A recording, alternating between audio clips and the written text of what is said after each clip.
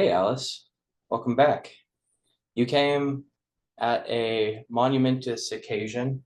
I am visited once again by Arlene, and we have Justin this time as well. Thanks for being here. Yeah, thanks for having us. Yeah, absolutely. Y'all have a new vinyl coming out, as well as a digital release on October 25th, putting on a show at the Vinyl Lounge, same date. Mm-hmm. So that's exciting. Tell me about this album. Well, Every Scar's an Open Door has been a collection of 12 songs that we recorded a while ago, like at least a year ago. It was sometime, I feel like in October. We went to Daylight Sound, which our friend Paul, he runs that studio and it's incredible. And we recorded there, and we're finally now, a year or so later, getting it pressed on vinyl, and we're releasing it to the world. I've kind of been holding these songs for my own delight. I've been enjoying them, honestly, and we've been listening to them and playing them around town, and I feel like it's at the point now where like it's ready. It's like time to let them be in the world and let people hear them. And so October 25th, they'll be born. That's very exciting. Yeah.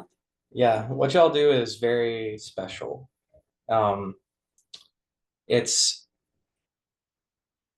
it's high art, like, and I'll say that, like, y'all don't have to say that, but yeah, like it's the kind of thing that like it's like real expression that like people can connect to.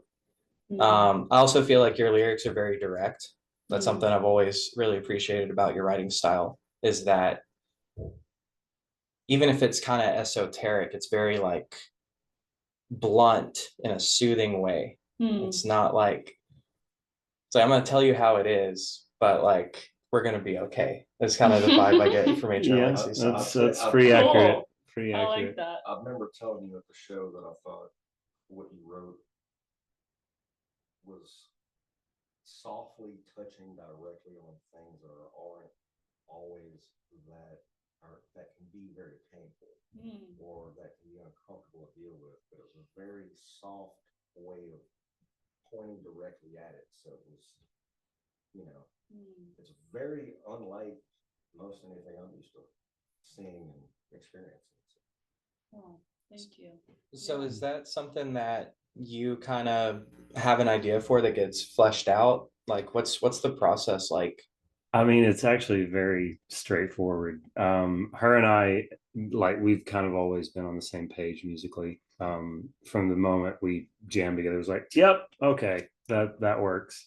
And so generally our process will be something along the lines of, maybe we have a repetitive sound that we kind of like start around, or she'll have a melody in her head that just a simple line, and or like a part. Yeah, a part, and she'll do that, and then I'll kind of go underneath that and be like, okay, this progression works for that. And then I'll, a lot of times, what, like, because there's a lot of vamping in her melodies, but then I'm the person who likes to complicate things.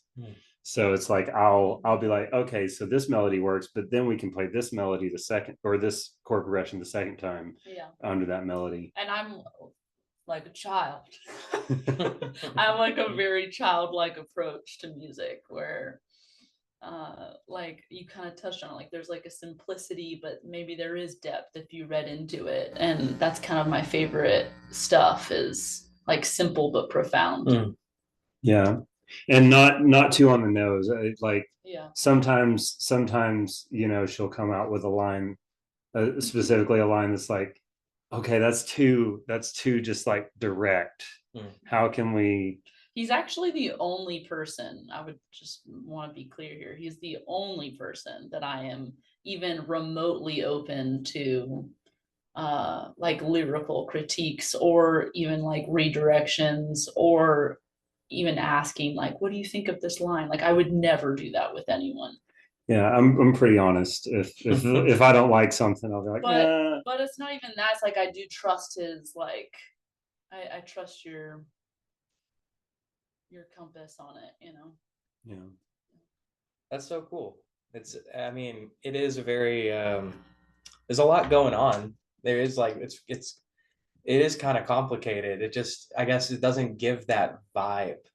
Like it doesn't have it has the vibe of something gentle and soft. If Yeah. you really sit there and pick it apart, there's a lot of moving pieces, and it builds, like it builds to that point. But yet it is simple. Yeah. And I don't ever really want to lose that aspect of it. Yeah, and I've got this habit of like, okay, it's like I did these 4 chords for this one bar. I don't want to repeat the same 4 chords. So like a lot of times I'll have like this rolling chord progression that kind of like the 5th chord starts on the first, but it's a new chord, and then it kind of rolls back into the progression. I do that a lot with the stuff, and it tends to work, and kind of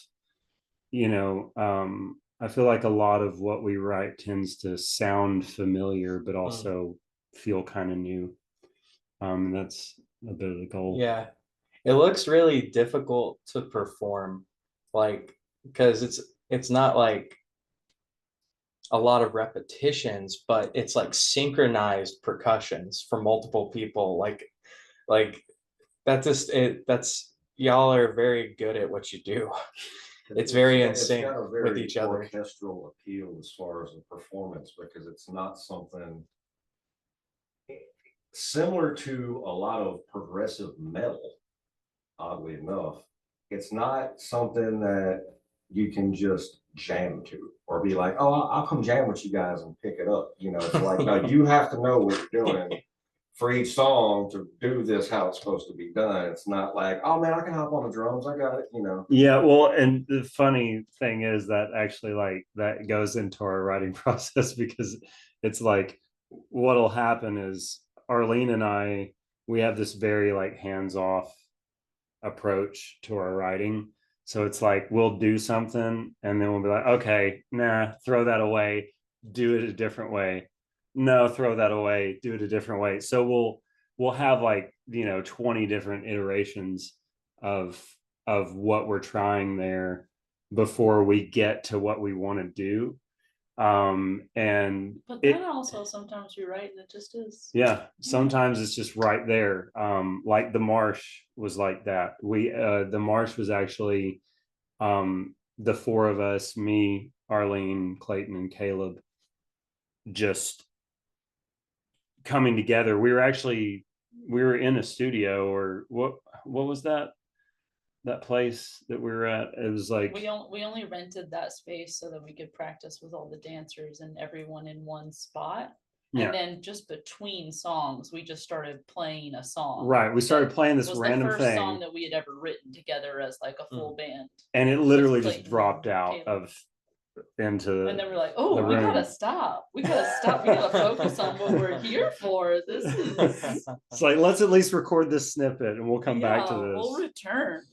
Nice. Yeah, and we did, and it's a good song. Yeah. The Marsh. What gives your life meaning and purpose? We could kind of go this way. I love understanding how things work. I'm a big like engineering mathematical mind, so it's like I love understanding the underlying mechanisms of things. I mean, that goes into like human behavior and all sorts of other things. So anthropology, and so it's like he knows how to fix everything. Well, or he'll figure out how to fix everything. Or I'll break it first and then I'll fix it after. But yeah, I love taking things apart and being like, okay, so what makes this work, and then putting it back together.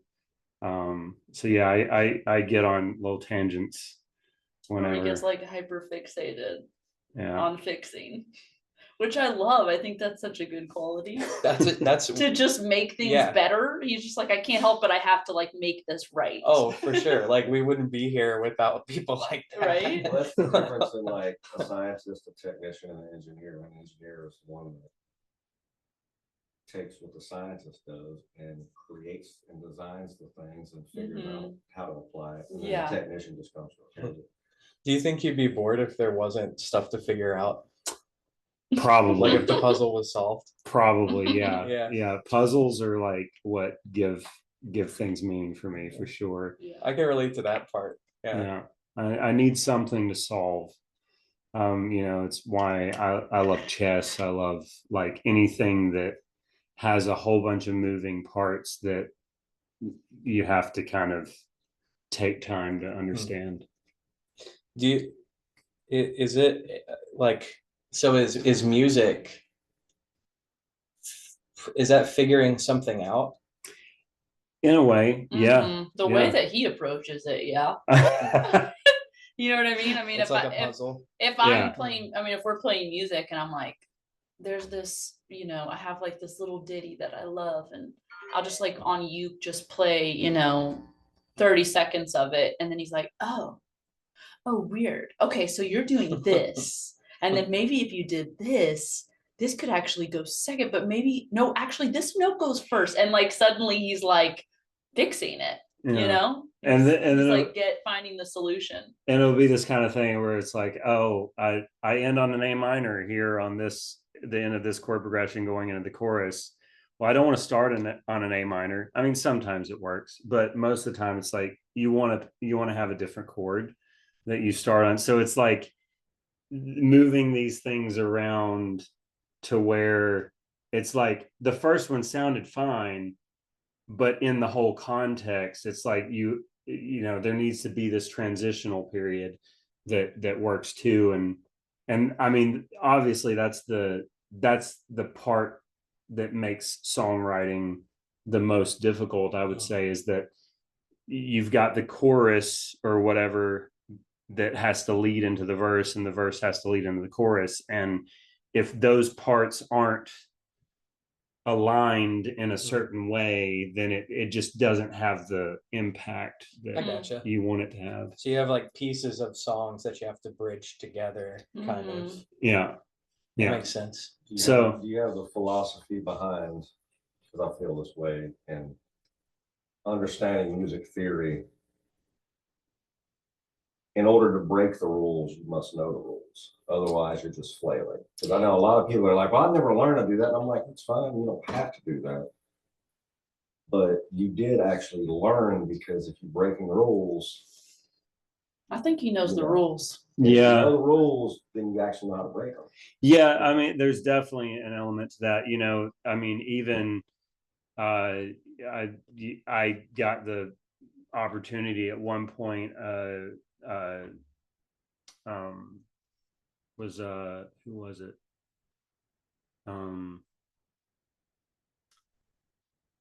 The extremely famous bassist with a ton of brothers. Wooden. Thank you.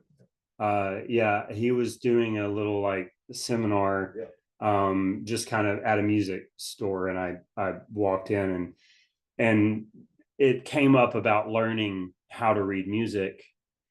And, you know, like, I mean, he was talking about how when he was a kid, you know, before he could even play, he had a toy bass guitar or whatever in his hand, and he was pretending to play, and that kind of gave him the feel. But then like the reading of the sheet music just kind of compounded on this whole thing. And it's like, I know how to read sheet music, but there's always been this, it's just like, I'm so much more of an ear player that like bringing that fully in has been an uphill struggle. So it's like I was the kid who's like, I was learning classical music as a kid, but I would just, as soon as I learned the piece, get rid of the sheet music. It's like, okay, I know it, here it is. And that, you know, in some way I think that did like make it take more time for me to understand music theory, because it all brings something to the situation if you let it. I mean, anything can become a box that you end up getting stuck in. If you know, it's like the person who only reads sheet music can read anything and they can play anything, but then you ask them to improvise and they're like, I don't know what to do. You know, and so I think there's an aspect of being multi-interested in those different things and disciplines, but then the understanding of music theory, it's like you can know the general rules, but also there has to be this element of understanding the feeling that something gives you, right? And understanding what a transition from this chord to this chord feels like. Like it might make sense intellectually, but the feel might be bad. Right. Yeah. They're like, and that's why, you know, when we're, like I said, when we're writing, there's so many times where it's like, we'll throw something away 20 times where it's like, yeah, that was a theoretically functional progression, but it wasn't the one we're looking for. And it's like, she knows what she's listening for. And I don't understand. And and I know what I'm listening for too. And generally speaking, those things align with us. It's like we're just on that same page, where it's like as soon as I make that little correction and she's like, yeah, that's it, I'm like, yes, it is. Which is really cool considering I don't know theory and I am just going off of how I feel. And you know so much theory and you're trying to keep the feel in mind. So then when we both hear it and we're just like, oh yeah, that's it. You know, it's kind of both worlds making sense. And at one point she was talking to me about, you know, the melodies that she comes up with. She has this kind of visual image in her head of what the melody looks like, right? So it's like it goes up here and then it goes down here. Sometimes it's a spiral. Yeah. You know, sometimes it like goes like this. And I'm just like kind of following it. That's interesting. Like when I'm singing it, even when I'm performing it, I'm kind of like seeing it. That's crazy. Yeah. And then, well, so then there's the extra layer of like, she has a very unique timbre to her voice. And I, growing up, I was just always into mimicry.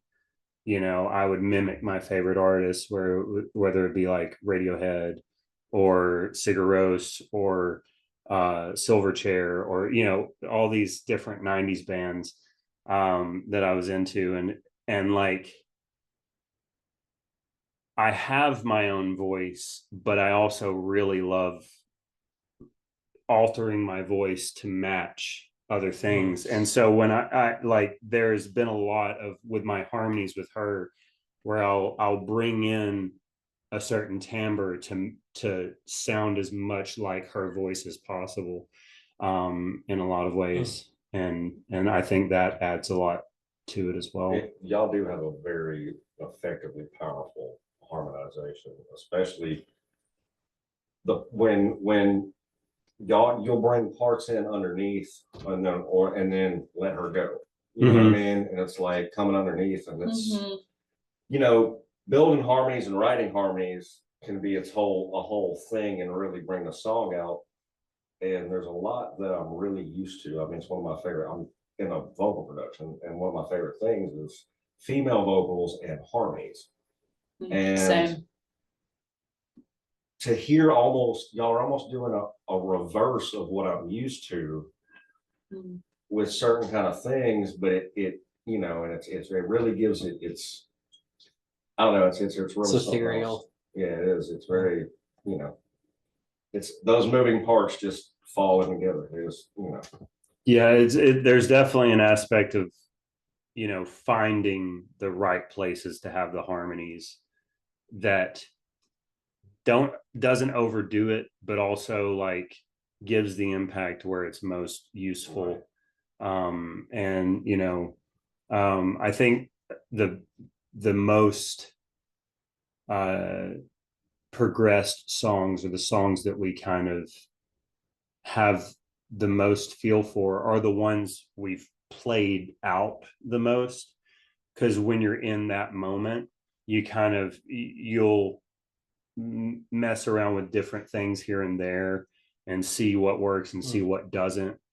And so there are some songs in our discography where it's, you know, it probably went straight from writing into recording. And those are some of the least impactful for me personally, because we didn't have that time of working it out live to where we're just like, oh, okay, that's it. A good example would be our song The Source. Right, we've played The Source so many times that we know exactly where those harmonies should be, and where, like, the volume level, whether or not I'm going to have vibrato or not, and all those things. And yeah, you're able to dive into that feeling so much more when you've expressed it enough to feel that confident. Yeah, that makes sense. I've noticed that y'all's live recordings, like when I see it on YouTube, and I was talking about this with other bands, that rehearsal of your music and your stage presence is a major thing, but a lot of bands, as good as they are, their sound from stage ends up being completely reliant on a sound man, which sound man can be good or bad or whatever, but if your sound is locked in, there's several bands, you guys especially included, that y'all have worked out y'all's sound to a level to where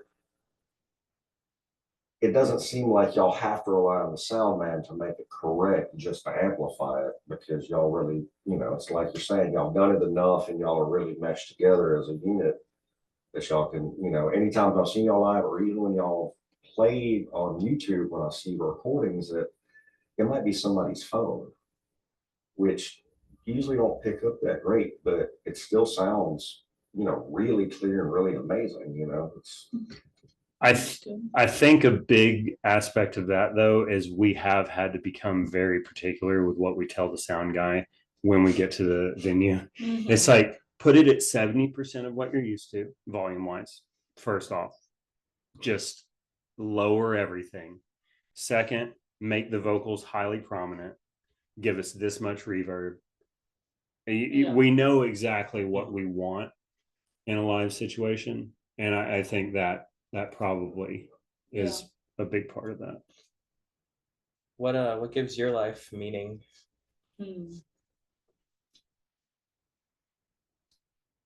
I'm,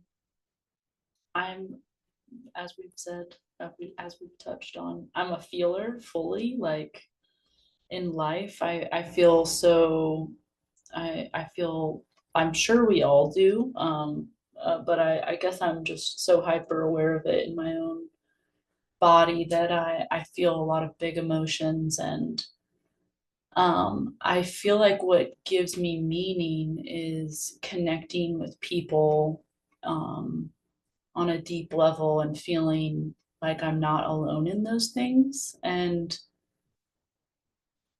that is, I don't know, I feel like I find that in so many different ways in my life. It's like, it's not just music, but it's definitely music. Music, I get to connect with my bandmates and feel that connection and that support, and that gives my life a lot of meaning. And then I get to perform the songs, and then I get to hear what people think about what they're seeing and what they're hearing, and then that gives me lots of meaning. But then I have other areas of my life where I do like women's work and hold like women's gatherings, and I do birth work. And so I also get to feel that in a birth setting where I'm like, you know, like seeing this woman who is like, feels like just another reflection of me, and she's having all of these big emotions and experiencing these big, beautiful shifts in her life. And I also feel those things. And it just like, it feels like this connection, this deep, deep connection that's ancient, really. And just yeah, getting I think that's kind of always my like MO, is to feel that like you don't get it all the time, obviously, because life can be so freaking mundane and it's just like the grind, right? But like when I have those experiences, when they come, and hopefully they're not too far, you know, few and far between, they like fuel me for the till the next one, you Yeah. know, like shows feel like that to me, where I'm just like, oof, just like all full and high, and now I can go on, now I can go Yeah. do my day job, you know, or whatever, you know. And my gatherings, and like when I'm with like my sisters, and we're going deep, and like I feel that same like high and connection. And when I watch a baby be born, phew, gosh, I get messed up.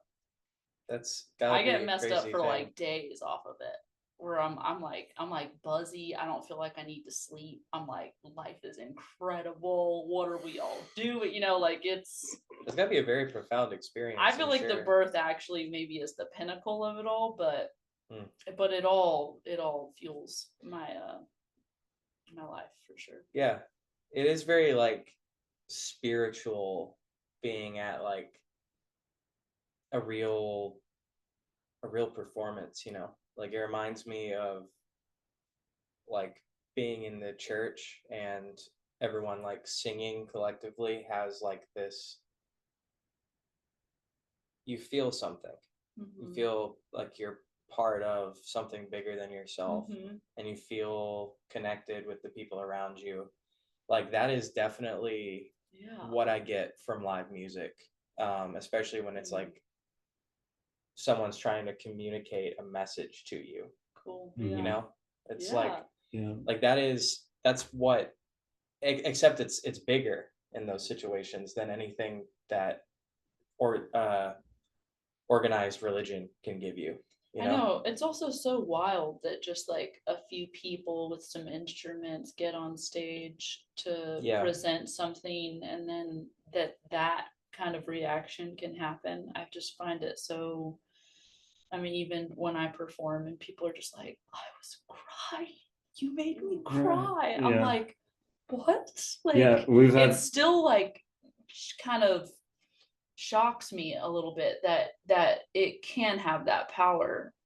But obviously it's that's what the draw is too, is that you can move people and be moved, but it still, it just like never seems to like not wow me, when I'm just like, wow, how does that happen? What is that magic that like can make water come out of people's eyes by the sound of something, or like one sentence, you know, said just right, saying just right.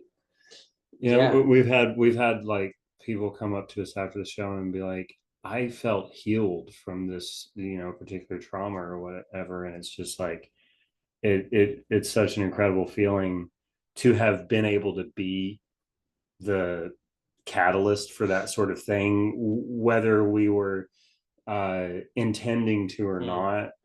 Is just a beautiful thing. That's really fascinating to hear, actually, that it surprises y'all when that happens, because it just goes to show how it is something bigger that you're just a conduit for. Totally.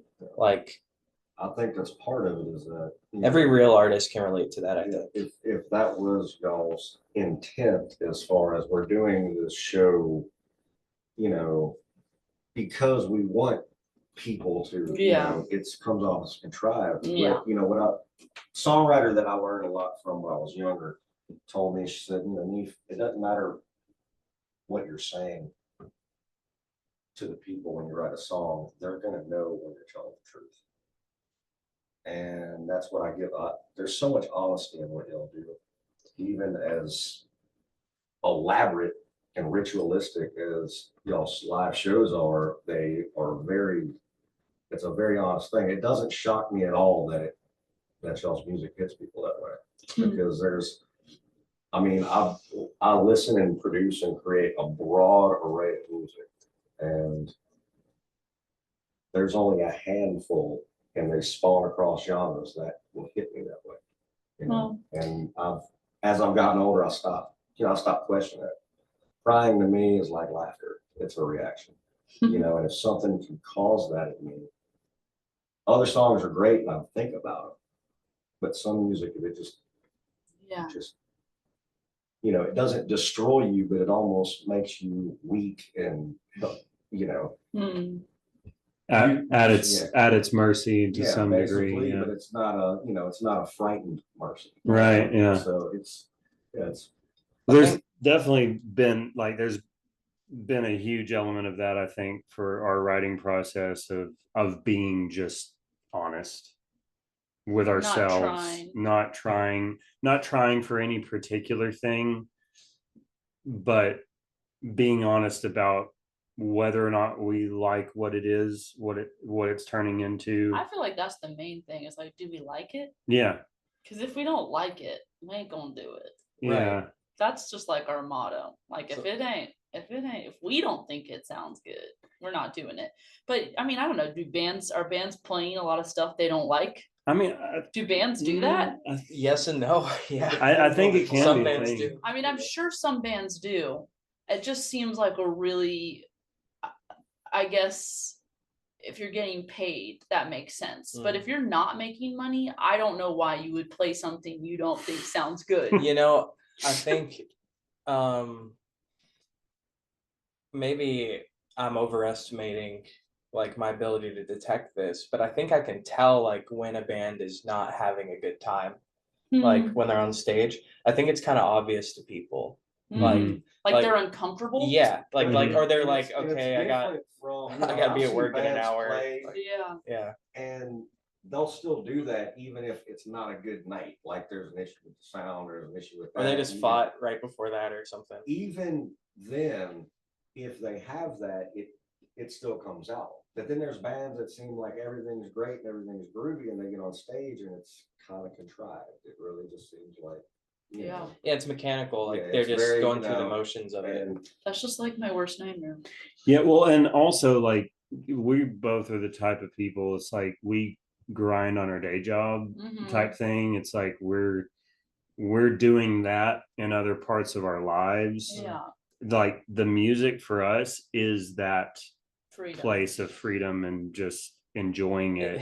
Yeah. And you know, it's like we'll have band practice every week pretty much, but sometimes we'll just eat tacos and hang out. Like it's not, you know, it's like we won't even play music. I mean, like last practice you fixed a door for a solid. Well, it worked on the door. We didn't fix it yet. We'll do that. We'll do that this practice. Door in my new place, and we were like in the middle of band practice, and then he was fixing it, and I'm just like, all right. I mean, that's what needs to happen now, I guess. Yeah, me and the bassist, we both went into like man mode, and it was just like, okay, this how does this work? Let's check it out. It's one of those nice pocket doors in a historic home, you know. My friend Sari, who she's actually gonna perform with us. We're gonna have 2 dancers at this show, October 25th. It's gonna be so good. But she was there like watching it, and she was like, is this normal? Like they were both like working on the door. And I'm like, yeah, it's normal. He finds doors at my house too that are broken, and he works on them. You know, you just gotta go with it once it happens. If it's not right, but the truth is like I really do feel like even if he worked on the door the whole time and then we didn't play the music but we were all sitting together and talking and eating and, you know, smoking cigarettes, that like that's fine. Like that was the band practice. Like that the time together also is productive is how we see it. So there is no like, we gotta get it, we're not playing them enough. You know, it's like, Yeah, but also like our chemistry matters. Right. Yeah. That's The way that we that's feel one around of the each other, key like that we know each elements. other, that we actually feel connected, I would say maybe is more important than us knowing the songs For sure. perfectly. Yeah, we'd rather make a mistake in a song and really enjoy each other's company than play it perfectly and that's all we ever do together. Yeah. And you know, Yeah. and it'd yeah. be this again, like you were saying, And mechanical not really, thing. not really know what's going on in each other's lives, you know? Yeah, I mean, that makes sense to me. It's Yeah. like not even like a comparable trade. It's Yeah. like you kind of like if you're in a band together, you kind of have to like the people you're playing with. Yeah, Right. exactly. And if you don't, like, what's What the are you point? doing? Right. What's like It's all Like if you're mine trying to to make money, describe you're in as the wrong being married. industry. Yeah. Married to Oh, every totally. band member, you know, it's because their lives, you know, and that's Well- even more in a successful band, a band that's a business that's become a business. And I've there's so many artists and bands through the years that I've had to explain this to that they'll have an issue with a certain member, and I'm like, you have to make it very clear. Your ambition as an artist is to make this a business. And that Yeah. means that's what that means when you say go get big. And so everybody that's in this band has to be willing to grind that all the way with you, because if somebody drops out halfway up, it will pull you way back down to bottom end again, you know. And you see it happen so often. It's really a shame because there's so many great artists and great bands that can come together. And that's just like such a wrong outlook. Yeah. It's like let's make our band monetarily successful. Like why? Even though we What are you kind of don't doing? like each other. Yeah. Yeah. Well, let's try to like each other so that we can make some money off let's of this like band. each other enough to where we Yeah. can squeeze money out. I'll play with you long enough to make some money. But Do you agree? back to the like honesty thing, like I think the older I get, that is the primary value I look for in people is authenticity. Yeah. It's like if I know who you are, that's like the biggest thing to me, I think. Totally. And it Um, doesn't even matter like if that person maybe has like different views or different ways or whatever, however different they are from you, if they're being clear, Yeah. right, and they're just being truly what they are and who they are, that feels better than someone maybe that's like on paper aligned with you but has all these smoke screens and like doesn't know how to talk straight and doesn't know how to like say what they want. And Yeah. like I prefer the other, you know. Yeah, even if we don't get along, if like we're clear about where we stand with each other, that's so much better than not knowing. Yeah. Like having like and that's a big part of why we do this is like we're not trying to like I don't know, be big on YouTube or whatever it is you do with the podcast. Yeah. Our ambition on YouTube is to get canceled for being too free of speech. And that'll mean we're actually big enough, doing enough numbers. That shouldn't be hard enough. Yeah. But I enjoy these time. Give it time. I enjoy these kind of conversations, and I think there's not a lot of places people can go to have these kind of conversations. So I just like in a small way, not like delusions of grandeur, I think like this, for example, is important, like what we're doing, even though it's, you know, it's not gonna like on its own save the world, but people don't really have a lot of people, you know, a lot of people do, probably people in like circles we're in, but like people at large don't really think about complex and difficult things very often, or like communicate in their circles about it, you know. It's like if it is a thing, it's something that's all like everyone agrees about this thing, and also we're not going to discuss it, otherwise we might disagree about it. Like religion's a good example of that. Mhm. Like the only like that being said, I think everyone worships something, whether they realize it or not. So it's like if it's unconscious, and maybe worship's not the right word, but everyone is ruled by I think something. worship's a good word. Yeah, I think it's true. it's accurate enough. Yeah. Okay, so that actually, so what do you worship? question. I mean, if I'm gonna be real, Be real, dude. Be if I'm real. gonna be real, Jesus got it going on.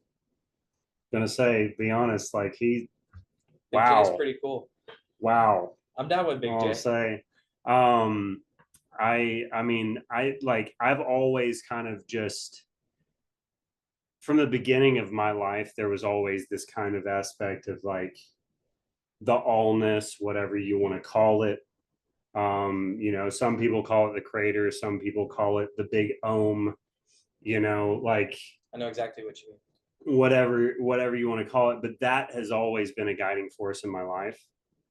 And, you know, having an outlook and an expression of unconditional love for those around you, regardless of whatever it may be, has been like extremely big for me. I think someone would be hard pressed to find a better thing to stand for, is universal love, and the collective consciousness of everything is a Yeah. pretty good one. Yeah. Show. Yeah. Yeah.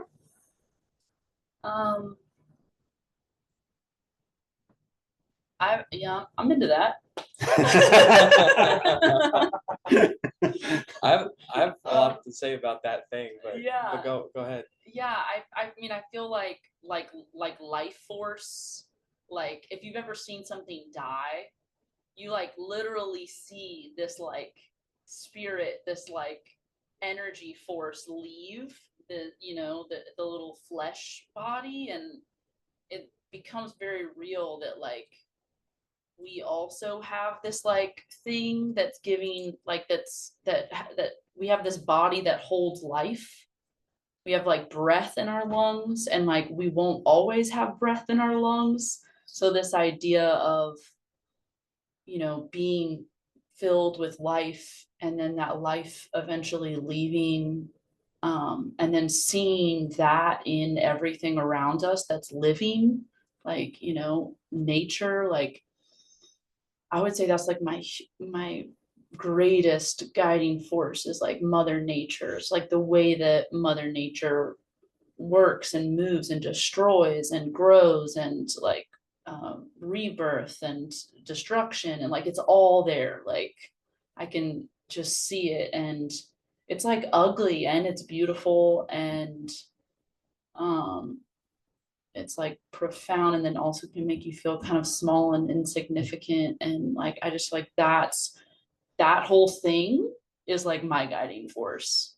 It's life force that's in me, it's in you, and it's like in everything around us. And I feel like Mother Nature as a whole is this beautiful reflection back to us of like that we are it and it is us, and that there's such a temporariness in this realm, and that's the beauty of it all. And that there really is, I just feel like there really is so much more than what our eyes can see. That actually, so that brings to mind something very specific for me, of the idea, and there's a word for it that I'm not going to recall right now, but the idea, you think about how like vast and ever expanding your entire life has been, and every single person you come across has that vastness. Yeah. Like there's just as much vastness in one other person.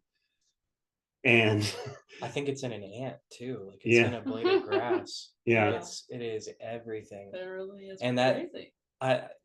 So I have a lot to say about that force, and I like what you said about how it is also like scary and brutal. Like Mother Nature is a gangster. Like there is love and warmth, but also like you're not above the rules of this cycle. Yeah. And when that time comes, it will be done without hesitation. Yeah.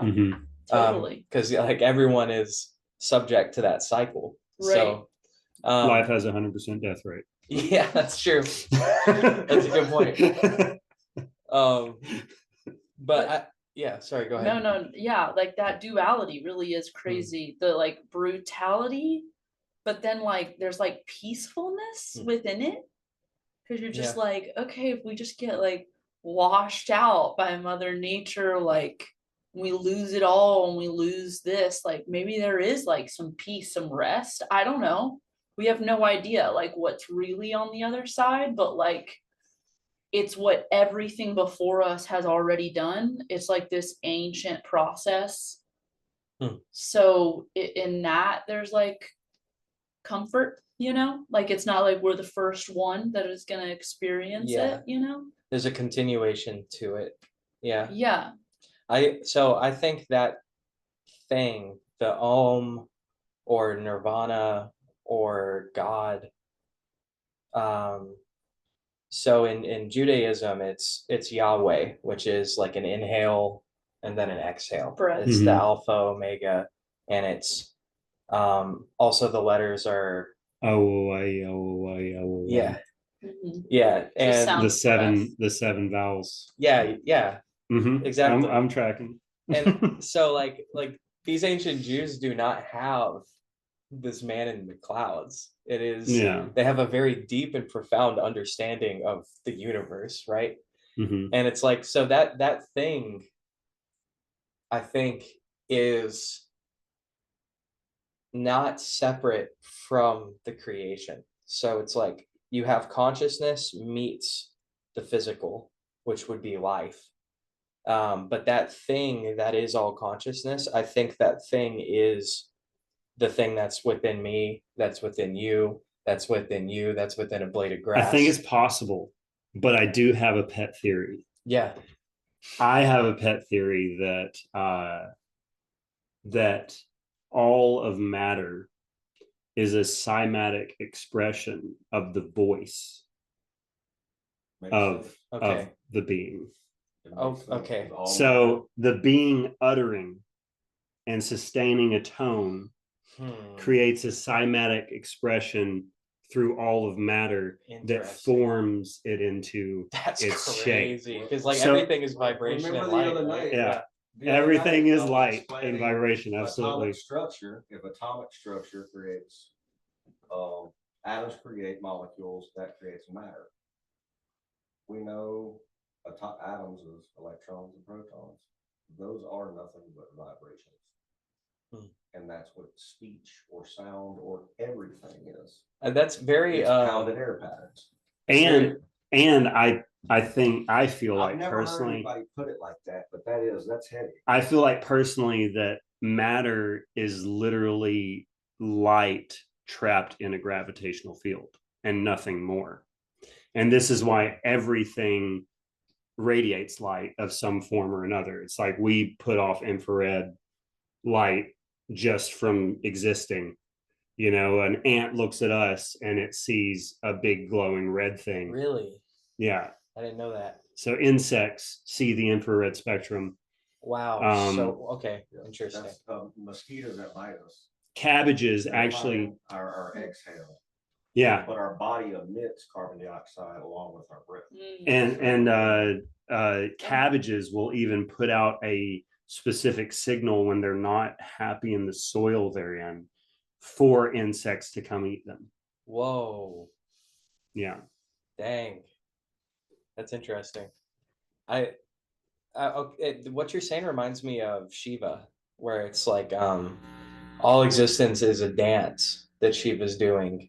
And then when Shiva stops dancing, it all goes away and then starts up a new dance, which is kind of where I was going with like the Yahweh thing, like the inhale, exhale.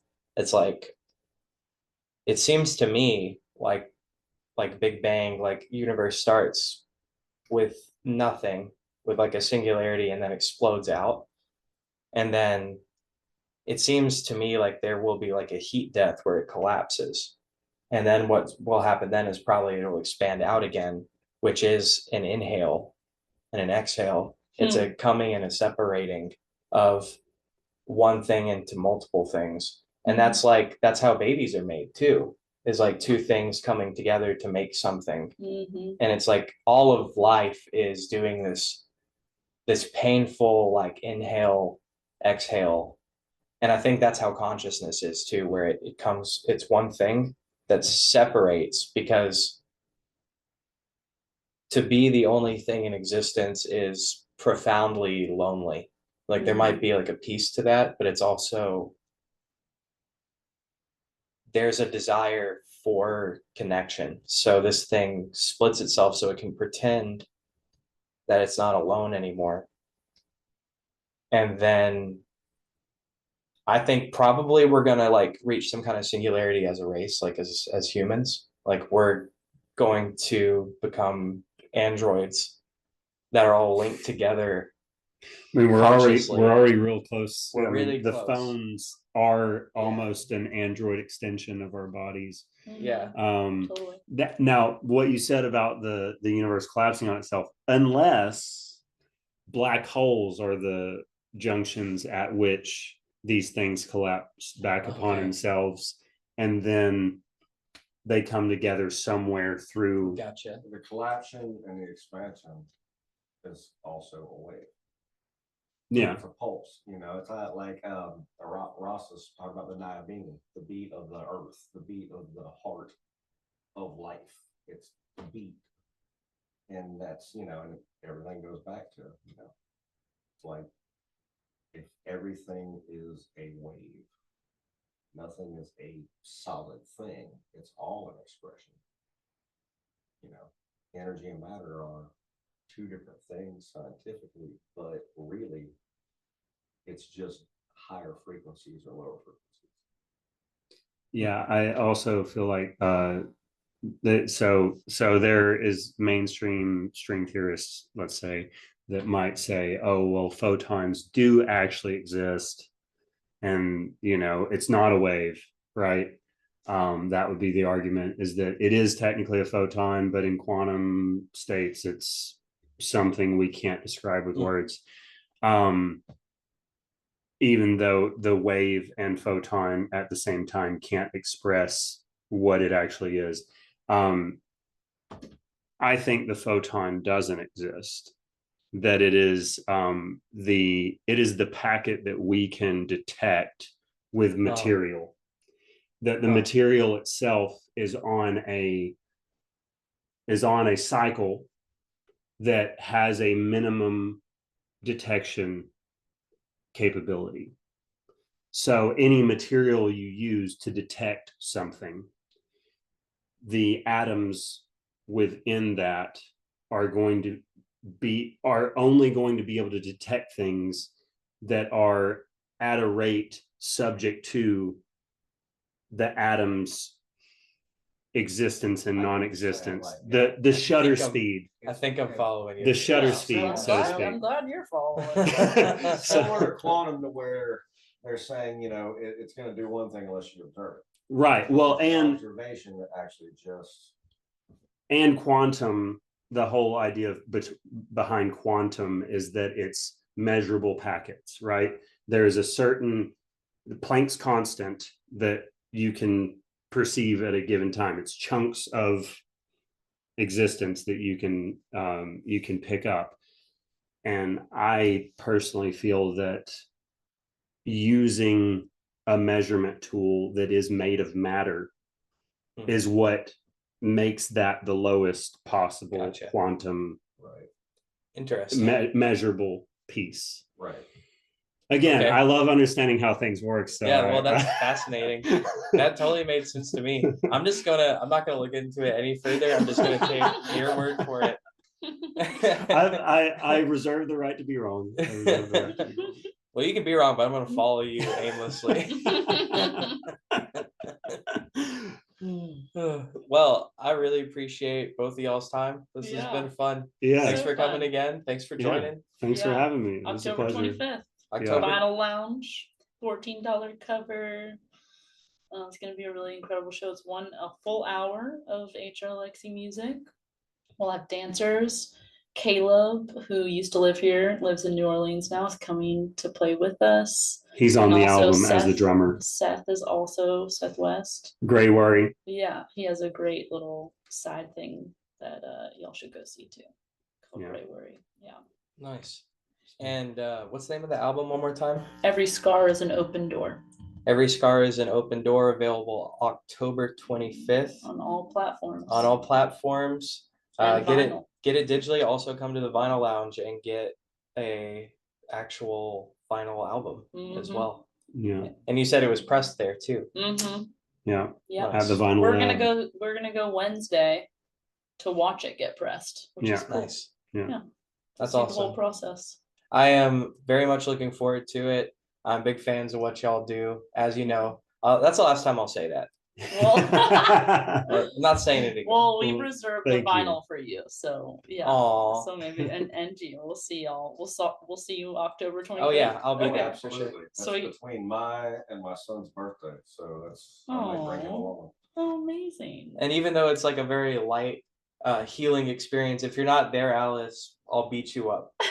So you can come get healed or you can get hurt. You'll feel the wrath of the bunch.